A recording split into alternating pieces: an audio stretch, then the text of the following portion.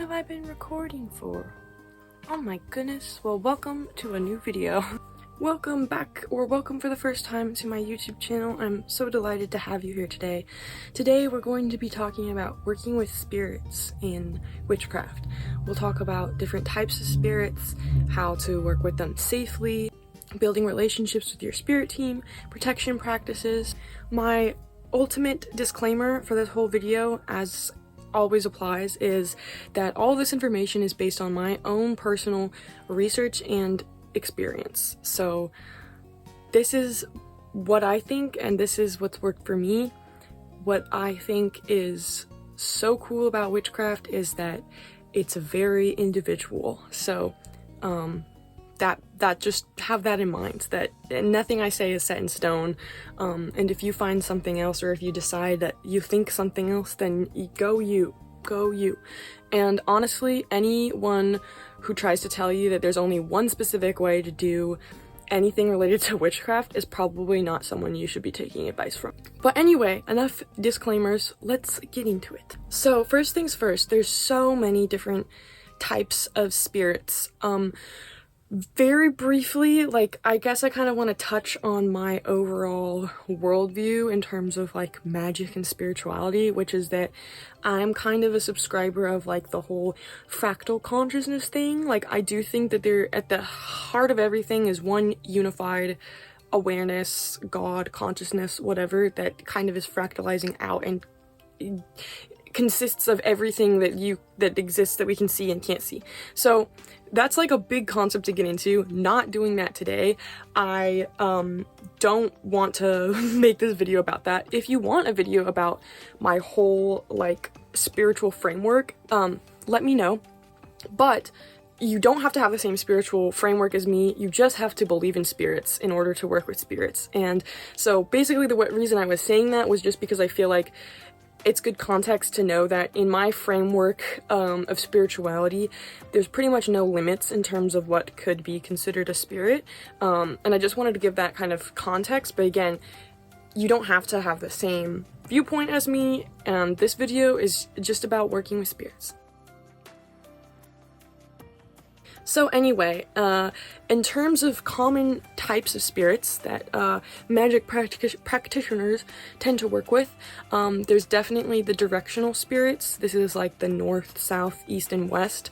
I think that has most of its roots in Wicca, but various directional practices have been part of ritual and witchcraft for a long time. But again, kind of recognizing of the cardinal directions, I do think that kind of crystallized in Wicca. The fact that we have directions is really cool to me. You can't see them, you can't feel them, but they are very important. They're very consistent. Obviously the poles shift and all that, but we still have north, And I just think that seems like a very powerful essence. And yeah, a lot of people consider them spirits in and of themselves, the directions. On that same kind of note, but different, there's all sorts of nature spirits. So land spirits, river spirits, ocean spirits, forest spirits, basically spirits connected to the natural world around you. I think that this is probably the most common and predominant type of spirit. So, you can always say oh, the ocean spirit, I want to work with you, right? But then there's also the concept of, anyway, there's ocean spirits, there's forest spirits, whatever, but then there's also the spirit that is at this specific stump by this specific creek by this specific mountain. You know what I'm saying? And I think that those kind of landmark spirits are a little bit distinct from just nature spirits in general, but they are a type of nature spirit. And I find them really fascinating in terms of working with spirits, because in a lot of different cultures further in the past, that was a predominant form of religion, is local deities that are connected to specific natural areas. And I think that's a type of spirit work. Okay, then there's ancestral spirits. This is basically your actual ancestors, so family members who have passed, your grandma, your aunt, but also maybe your great-great-great-great-great-grandma that you heard about. But it's also cultural ancestors. So if you're connected to a practice where you know of cultural ancestors, whether you specifically are have oral traditions in your family, or if you're just connected to a culture that has sort of mythological cultural ancestors, that is also part of that umbrella. I also think past pets are totally spirits that are great to work with. Your childhood dog can be part of your magic ritual.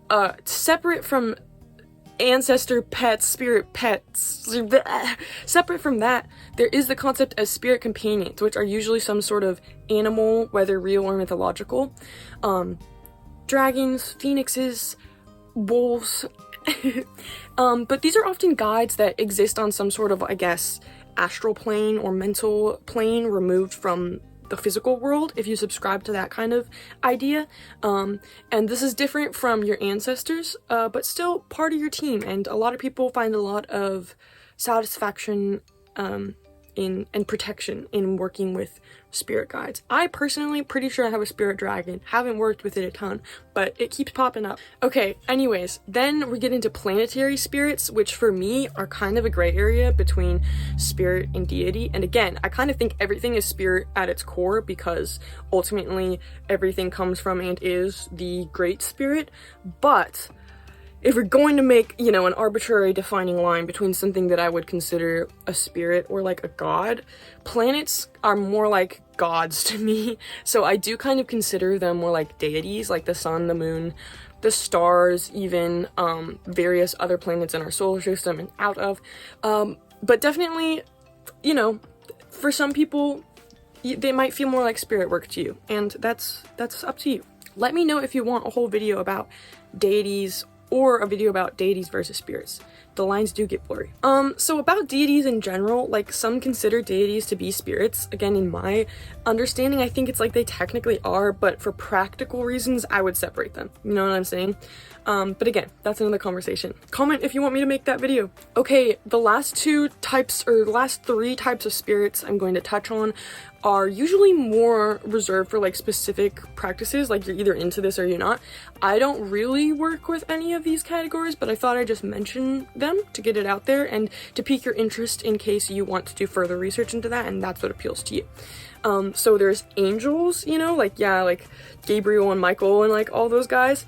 I don't personally work with them, but it's fairly interesting to me. I especially think the consistency of how a lot of people have experienced certain angels is very intriguing to me. I kind of wonder like what they are exactly. But they're often associated with specific purposes or energies, and a lot of people find a lot of fulfillment in working with them regularly. Again, I'm not an expert on that at all, so please go to someone who works with angels if you want to learn more about that. Okay, then demons. This one needs a little bit of context, but I know that some people are like actual Satanists and that they don't actually believe in Satan and all that. I don't really know a lot about that, so I'm going to kind of back off, but I just wanted to say that I think how you consider what might be called a demon has a lot to do with how you think of Satan, whether or not he's real, what he is to you, and for the purposes of this definition and this expose, we're just kind of going to remove that context. And what I want to say is that historically, like in Egyptian, Mesopotamian spell books, demons are mentioned as powerful entities that are not necessarily gods. The term was later used by Christianity to, and also I think Judaism, to relabel popular pagan gods. But today, lots of people practice different forms of demonology and say not all demons are evil. Again, this depends a lot on your view of Satan, hell, and whether those even exist in a concrete way. Full transparency, I personally do not work with demons. I dabbled in the Necronomicon when I was like 15, but that is about it. I can't speak from personal experience here, but if this is your path, follow it. Research practitioners who specialize in this, and just be careful and trust your intuition. Okay, last kind of thing in this category is saints. So I think that saints are common to work with for a lot of people that maybe have like a folk Catholicism background or something similar. Anyway, I do think they're fun. I think they're cool. Again, probably more up your alley if you're into like folk Catholicism. But yeah, there's just a lot to explore there, and I didn't want to leave them completely unmentioned, so. Now we're going to talk about your personal spirit team. Here's something cool. I think pretty much everyone has a spirit team, whether you're actively working with them or not. That might be something you've heard before. I think it's a pretty common belief in the New Age metaphysical realm. But what is it? What's a spirit team? Well, it's a group of spirits, might be any of those kinds that I just said, who guide and support you, like specifically you. This usually includes like some of your ancestors, spirit guides, maybe nature spirits. But yeah, it's very personal, it's very individual. Some stay with you your whole life, and some come and go as needed. So, in my opinion, it's not always going to be like the exact same lineup, because spirits come and go into your life when you need them. Some are permanent fixtures and some are temporary guides, but that's totally normal and actually really cool. Okay, connecting with your spirit team, because honestly, if you are not familiar with any of this, you might be like, okay, sure, maybe you have a bunch of spirits following you, but how do you work with them? How do you connect with them? I'll say the number one thing that I recommend, that is what I did, that really opened the door for me, is meditation, which is like the most boring thing you can say, but honestly, the answer to a lot of like, but how do I start spiritual questions? Like a lot of them, like meditate. So meditating specifically to connect with your whole team. And there's a lot of guided meditations already out there, like literally specifically for this. So if you really struggle with a, no voice, completely empty head, can't direct yourself, too many thoughts or whatever, like do a guided meditation. They're there for a reason. They're super helpful. Meditate to connect to your spirit team. I can't say what it's going to be like for you, except that it might feel weird and you might be like, what's happening? Other than that though, you can also use any of the methods that we will talk about later in the video to connect with your spirit team, but just open it up to the whole team. Before we get into more of a connection and methods and stuff, I do want to touch on protection and safety. My number one disclaimer I want to make clear is, the thing is, I personally believe you are not in any real danger as long as you're confident in the fact that you're not in any real danger. Also, if the lighting has changed, I'm really sorry. I started filming this when like the sun was starting to set, so it's probably different lighting now, but I hope you guys don't mind. With spirit work, spirits are not physical, obviously. They might have connections or ties to the physical plane, but by their definition of spirit, they are ultimately non-physical beings. And my personal belief is when you're dealing with anything that is not in the physical plane, you cannot really be harmed. At our core, we are all also from that plane, and there is like this sense of like infinite power and possibility there. In my opinion, we're all one thing, so that's another powerful thing you can use to remember if you get scared and some of this is like, hey, you're me.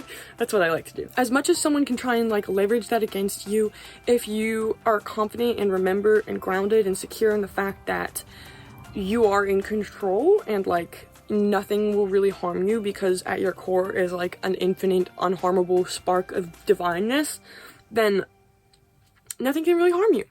That being said, protection rituals help stabilize your energy and keep your mind grounded. Keep you secure in your ability, all protection rituals, they keep you secure in your ability to protect yourself and your energy. And it really is as much about the mental state as it is the ritual itself. I do want to go over some red flags and boundaries though that I would recommend. I would say do not interact with any spirit that you get a bad vibe from. And trust your intuition above all else. Even if like you're like doing a spirit team meditation and you're like, I can't wait to meet my spirit, and then someone pops out and you get a really bad vibe from them, like trust that. If a spirit is demanding offerings or insisting you do specific things, like of anything, red flag. If they are trying to control you or making you uncomfortable, banishing time. Even if they aren't like obviously bad or malicious, still just trust your gut, because there are sometimes, spiritual deceivers, beings that like to come off as like righteous and holy when they're actually manipulating you. Your free will and personal values come first always. Okay, and then just a few like core protection practices I would recommend following. Be really clear about who you're welcoming. So only good-natured spirits, those working in the name of love, like etc. Don't just be like, anyone here? You know what I'm saying? Because that's how you can maybe get into contact with some beings that you might not want to be in contact with. But yes, use protection rituals regularly before magical work. Cleanse regularly, which is especially important if you're working anywhere like a graveyard. I also recommend grounding yourself before and after spirit work. And if you are still like in this super exploratory phase where you might be meeting new spirits, I guess, have a banishing ritual at the ready if you feel it is needed. We're finally getting to the meat. Here are my tips and tricks. No, you know what type of spirits exist, you know how to protect yourself, you know about spirit teams. Let's talk about actually connecting with them. Again, meditation. I know. But yes, meditation is the first thing I would say. Honestly, one of the most accessible ways to connect with spirits, to work with spirits, and to do a lot of things. I am a big meditation advocate. Again, you can do guided meditations, or you can just sit in silence and put your intentions on inviting them in. You can set an intention to connect with a specific spirit or your team in general. There's also prayer. I mean, in my opinion, this is kind of an overlap with meditation. They're kind of like, prayer to me is kind of just a specific style of meditation, but if that is part of your practice, that's also something spirits like, in my experience, getting prayed to. They're like, all right. Doesn't have to be formal, just talking to them. Also, I would really recommend doing research. Now, I know research is kind of like but how is that going to help? But research is actually a really important part of building a magical practice, in my opinion. And if you want to work with a specific spirit, especially ancestors or mythological figures, or, you know, religious figures of any kind, research them, learn their history, their associations, what they were known for. This not only shows your respect and reverence towards them, but it also shows you understand them and your energy, and you're like genuinely wanting to connect. You can also leave offerings.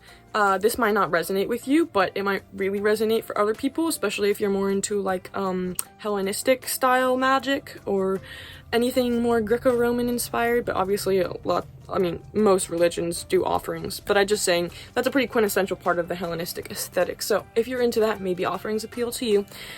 It can be as simple as water, food, flowers, even just some incense burning if you set the intention that it's for that spirit. That's one of my personal faves, actually, because it's so easy. But yeah, and also if you want, and if you're working with a specific spirit who has some sort of established history or practice, look up what that spirit might appreciate. Okay, then there's just a ritual in general. You can honor directional spirits specifically at your altar before work. This is something I usually do when I cast a circle. I don't do it every time I work on my altar, but usually when I cast a circle, like, those are my guys. North, south, east, and west, like, I'm calling you in, like, protect my circle. But yeah, you can create altars just for your ancestors. Mexicans like to do this during Dia de los Muertos. Okay, this is the first time I've ever left something out so important that I felt like I needed to interject in low quality with what I forgot, which is basically a really easy ritual for connecting with your spirits, or for the spirits that you work with, is oracle cards or oracle readings of any kind, tarot cards. I like just an oracle deck. That's one of my most frequently used ways. You can set the intention to get advice, or just to hear what they want to tell you, or connect or learn more about them. There's lots of spreads that people make that are already available. You can make your own. It doesn't have to be cards, just oracle readings. Highly recommend. But yeah, basically, rituals don't have to be complicated. They can just kind of be whatever. Okay, so once you've made that initial connection, you want to keep it going, right? Here are some ways to stay connected and strengthen and deepen that relationship. Stay alert to signs. This is something I really try to practice. Look for symbols and synchronicities. So maybe you keep noticing the time is angel numbers. Maybe you keep noticing a feather outside of your door. It can really be anything. It also really depends on like what's going on in your life, what you're working on, who your spirits you're working with are. But pay attention to feelings and intuitive hints, and just notice when you feel their presence. You can express gratitude, so thank your spirit guides regularly. Acknowledge their guidance, because this is not transactional, it's a relationship. I would also just recommend trying to keep up a regular practice as much as you can. So checking in often. Sometimes you don't need a big ritual every time. Sometimes just light a candle and say hello. Maybe not even that. Maybe just a little thought, a little check-in. Ultimately, remember, These are relationships. So spirits are friends and allies, not vending machines. They are there for you to enjoy their presence and comfort though, so you might be surprised when they show up in hard times if you just remember to look for them. The relationship grows over time. Once you're comfortable with basic spirit work, here are just a few ways to deepen your practice even more. Spirit sigils, you can meditate or just do it from your brain, but meditation to me makes me feel more connected to the source. Meditate and create sigils specific to the spirits you work for. That way you can have a specific invocation sigil or protection sigil of specific spirits to invoke in certain circumstances. You can use these for protection. You can use them in manifestation spell work. And yeah, they just become this really cool, personalized, direct line of communication. Journaling! Journaling is great. Document your experiences, track patterns in how spirits communicate with you, and note what offerings they seem to prefer. Write down any messages or intuition you receive. This just helps you, like, see progress over time and just build on things. Like, journaling is also a really important part of magic and witchcraft, in my opinion. And then you can deepen specific relationships. Say there's like 1 or 2 spirits you feel really drawn to, you can focus on just them. Create a dedicated altar space. Have regular meeting. Okay, this last one is kind of just for fun, but graveyard work. I've always wanted to do this. Some people connect with ancestors in graveyards. Honestly, I've always just wanted to, like, I don't know if this is disrespectful, but I've always wanted to just go to a graveyard and try and like see who's there, you know? See who you can connect with, just cause. But yeah, always be respectful. Bring offerings. I feel like that's a good idea if you're working in a graveyard with random spirits who were once corporeal humans, likely, who probably don't know you. Anyway, definitely cleanse afterwards. Yeah, and not everyone needs to do this, only if it's something you're called to. Okay, quick recap of everything we covered. There are many different types of spirits that you can work with. Protection is about confidence and grounding as much as it is about ritual. Always trust your intuition and don't work with anyone or anything that feels off. You probably have a spirit team already if you just figure out how to connect with them. There's lots of connection methods like meditation, prayer, offerings, research, divination, ritual. This is about building relationships, not transactions, and just stay consistent and express gratitude. Also, journal your progress if that's something you feel up to at all. But yeah, I again just want to re-emphasize your practice is your own. So everything I've shared is based on my experience and my research. Your practice might look totally different. That's totally okay, probably beautiful. It's actually, like, it should be different in some way, you know? It shouldn't be the exact same one, otherwise it's not your practice, it's mine. Trust yourself and your path. And yeah, any questions? If you have questions for me, please let me know in the comments. If you have any additional advice for me or fun tidbits for me that you think I might not have heard of or would benefit from knowing, please also share. I love when that happens. And yeah, if you want any other videos on specific topics like deities or a specific type of spirit work or whatnot, just let me know. And thank you so much for watching. I really hope this was helpful in some way, shape, or form. Please give it a thumbs up if you enjoyed it, and do subscribe for more witchcraft content, as well as an amalgamation of other things you might enjoy. So, stay safe, trust your intuition. Thank you so much for watching, and bye!